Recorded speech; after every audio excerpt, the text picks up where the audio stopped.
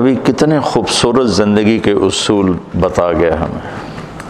لقد کان لکم فی رسول اللہ اسوۃ حسن. اور لقد یہاں جب لام بھی تاکید کا قد بھی تاکید کا جب دو اکٹھے ہوتے ہیں تو قسم کا معنی بنتا. تو اللہ تعالیٰ قسم اٹھا کے فرما رہے ہیں لکم تمہارے نفع کے لیے. تو یہ نفع والا لام ہے کہ تمہارے نفع کے لیے ہے، اور صرف خاص طور پر تمہارے لیے کہا جا رہا ہے. فی رسول اللہ اسوۃ حسنہ. ایک اسوہ کا مطلب ہے نمونہ. حسنہ کی جگہ کاملہ کا لفظ بھی آ سکتا ہے کہ مکمل نمونہ ہے. مکمل کا لفظ ہیوی ہے، حسنہ کا لفظ پرکشش ہے، خوبصورت. خوبصورتی ہر انسان کی کمزوری ہے.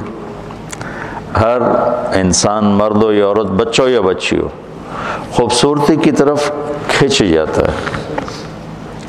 وہ کسی رنگ میں بھی حسن ہو تو انسان اس کا دیوانہ بن جاتا ہے. ایران کے بادشاہ نے ایک شعر کہا، در ابلک کسے کم دید ابوت. ابلک موتی کبھی کسی نے دیکھا ہے؟ ابلک کالا سفید. تو اس نے شعراء کو بلا کر کہا کہ اس پہ مصرع مکمل کرو، مجھ سے نہیں ہو رہا. تو سارے شعراء عاجز ہو گئے، کہا اس پہ کوئی ہے نہیں. تو ہندوستان سے تعلقات تھے ایران کے بادشاہوں کے. تو اس وقت اورنگزیب کی حکومت تھی. تو اس کی بیٹی تھی زیب النساء، بہت بڑی شاعرہ. تو دربار میں یہ مصرع پہنچا، کوئی شاعر نہیں لگا سکا. تو اورنگزیب نے کہا وہ زیب النساء کو دے دو. وہ زیب النساء پہ ناراض ہی رہتا تھا چونکہ وہ خشک مزاج تھا اورنگزیب، اور وہ شاعرہ تھی. اور شاعری میں خشک مزاجی تو ہوتی نہیں، جب تک اس کے مزاج میں ایک اضافی چیزیں ہوتی ہیں جس کی وجہ سے وہ شاعر بنتا ہے. تو اس کے سامنے مصرع پڑھا گیا، در ابلک کسے کم دید ابوت. تو اس نے بغیر سوچے کا ولے اشک بتان سرما آلوت. واہ، کہ کسی نے ابلک موتی دیکھا ہے. تو اس نے فوراً مصرع جوڑا، ہاں معشوق کی سرمگی آنکھ کا نکلا ہوا آنسو. تو کمال ہے. جب اب یہ ایسا حسن تھا کلام کا کہ بادشاہ نے جب یہ سنا تو وہ پاگل ہو گیا. انہوں نے کہا میں زیب النساء سے ملنا چاہتا ہوں. یہ بتا رہا ہوں کہ حسن کسی چیز میں بھی ہو تو آدمی کھنچتا ہے. انہوں نے کہا میں زیب النساء سے ملاقات کرنا چاہتا ہوں. وہ مجھے کہے گی تو میں وہیں آ جاؤں گا کہ میں ایسی شاعرہ کو دیکھنا چاہتا کہ اس نے کتنا خوبصورت اسلوب اور تشبیہ اور کمال کر دی. تو زیب النساء نے پھر شعر لکھ کر بھیجا، در سخن من مخفی منم چون بوئے گل در برگ گل.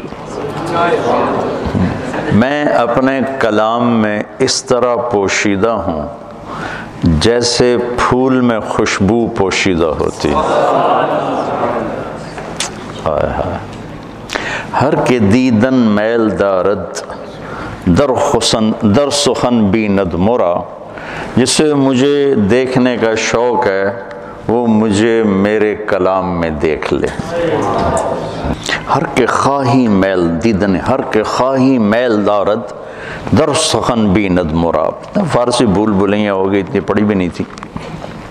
ہر کے خواہی میل دارد در سخن بیند مرا. جو چاہتا ہے کہ میں دیکھوں تو مجھے میرے کلام میں دیکھ لے. میں نے ایک چھوٹی سی مثال دی ایسی اچانک. تو انسانی فطرت ہے کہ خوبصورتی اس کو پکڑ لیتی ہے.